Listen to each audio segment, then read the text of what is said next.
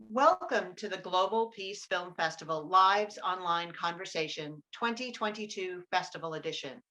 Please join me, Kelly Devine, the Artistic Director, and Nina Strike, the Executive Director, in conversation with Kasia Slavner, the filmmaker behind the film 1.5 Degrees of Peace, which is actually a promotional piece for a larger project she's working on. And all of our programming begins in person September 19th, ending September 25th, followed immediately by our virtual programming beginning September 26th, ending October 2nd. It is during that virtual period that you can check out Kasia's film on our website as part of our Free for All Shorts program. Information about this program and all of our upcoming events for our 20th anniversary festival can be found at peacefilmfest.org. And now, please join me in welcoming Kasia Slavner. Thank you for being with us this morning. Thank you for having me. It's an honor to be here. Good morning, Kasia, and so nice to meet you and have you be able to join us from Toronto. First of all, tell us about the bigger project as well as what we're going to see during the Global Peace Film Festival, this promo piece that we're showing. Sure. So 1.5 Degrees of Peace is a feature-length documentary that explores the connection between militarization, nuclear weapons, and conflicts and how they're connected to the climate crisis. It really uncovers the ways that forms of structural violence are at the root of climate injustices today. And from my perspective as a filmmaker, the film really depends on its connection to the character-driven perspective of young people who are most hard hit by the impacts of both the climate crisis and conflicts and violence.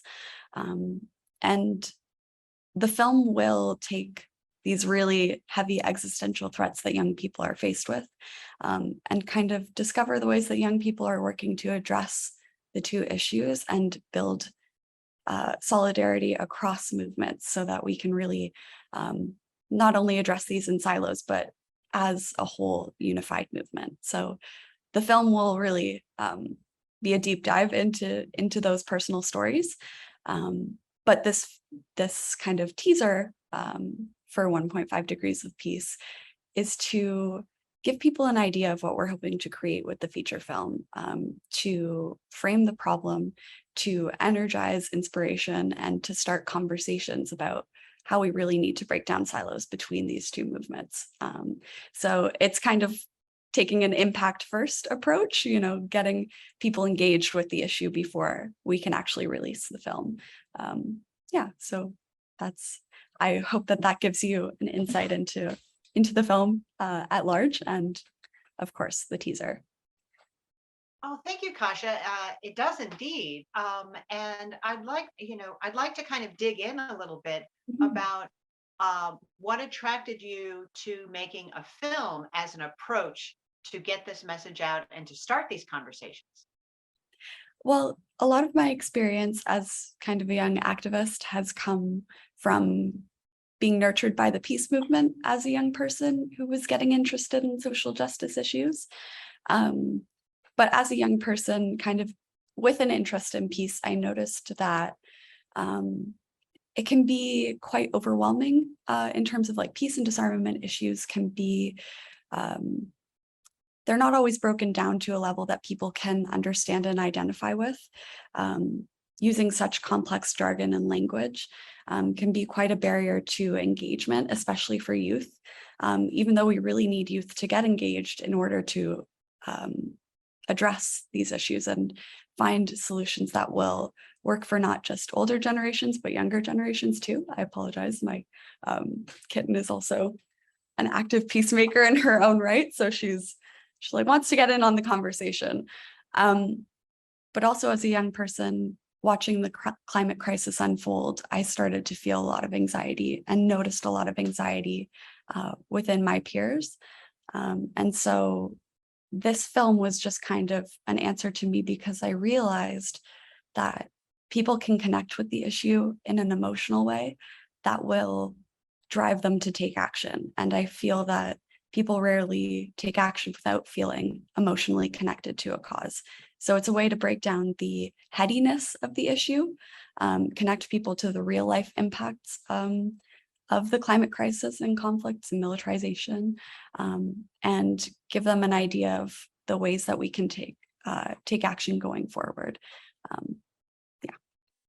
Oh, that's certainly a lot of the reason why we program films, is that we do see that power to break through and make that emotional connection for people. The other thing I'd really be curious to hear from you is you have been an activist for a while now, and so not just what you may have learned in terms of your preparation for this particular project, but what you've learned, in terms of your activism over this time, because I think sometimes it's people need a model to see how you even grow as an activist. I think that I've learned the value of connection in my time, because we see this huge disconnect between decision makers and consequences of their actions. Sometimes in the spaces that are meant to legislate and address these issues, there's a disconnect between the intersections of all of these issues. But I also have learned that people on the ground who are living with the firsthand impacts of these crises, who are, the grassroots activists, really depend on their connection to the land, to each other, to build strong movements. And I think that if we can connect the movement for peace and disarmament with the movement for climate justice, for human rights, for racial justice, all of these can strengthen one another and give us also the strength to advocate for the changes that we need to see. So the importance of connection sometimes seems simple, but cannot be underestimated as well. I think that's a powerful way to frame things.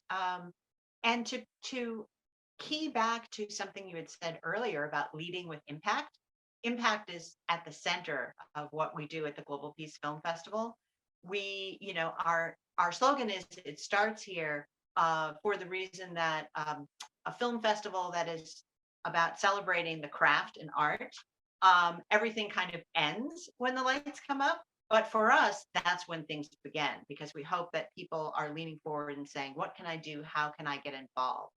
And so can you talk a little bit about that potential with your work related to this film and your projects overall? Yeah, for me, impact is really, the potential for impact is what drives my personal, I guess, passion to create this film. And long term, we really want to engage with the subjects or interviewees in the film to kind of co-create what we would call our impact goals for, audiences to get engaged in, that would also benefit their own communities. So that's kind of long-term vision for us. But in terms of, what we always encourage audiences to think about from now is, starting to look outside your own circles. Maybe you're super engaged in the climate movement, or you're super engaged in peace and disarmament work, to kind of even just attend a webinar or two that might not be in your direct kind of, area of experience or expertise, can start to help you think about those connections and the ways that you might bring, people from different movements into your own advocacy work at home, to start having conversations with people that, you might think, what could we possibly have in common, to investigate and to delve a little deeper to see that, all movements, I think, at least that are centered around social or environmental justice, tend to have some of the same goals in mind. So we need to really work together. So just getting curious, and thinking about, thinking about the things that you don't often maybe investigate within your own self, your own biases, experiences, just kind of breaking things down. Well, those are really important thoughts, and it's such important uh, it's so important to discuss the intersectionality of all the different issues and how they really do have the same roots. So tell us how people can support your work and you know, what your trajectory is for finishing the film and getting it out, and what you want to do, you know, how you want to get it out. Mhm. So currently we are kind of in the middle of both I think with indie films, it's always a constant fundraising plus production cycle. We're kind of piecemealing it. We're in the middle of production for the fall winter of this year, aiming to get into our edit by the end of February. And hopefully by this time next year, we will have the full feature-length film ready to go. But signing up for our newsletter on 1.5degreesofpeace.com is a great way to stay engaged. We send out, occasional, every few months information on how, we're engaging communities, but also when we have calls to action and we need support, that's the first place people will hear about it. So yeah, just following along with the journey, writing us if you feel compelled to, bring up points of collaboration or any young people who are working at the intersection of both of these issues. We're always looking to expand our circle of young people and their stories that we can kind of uplift. So those are some first steps I would definitely recommend. Oh, that's fantastic, Kasha. Thank you so much for this conversation. And we're really looking forward to the finished project. So we are definitely going to stay in touch with you. And we are so honored to be able to share this really engaging promotional piece that you've created. It's worthy of everyone's time just in and of itself. The issues that you bring together, I think will whet everyone's appetite for the final film. So thank you for that.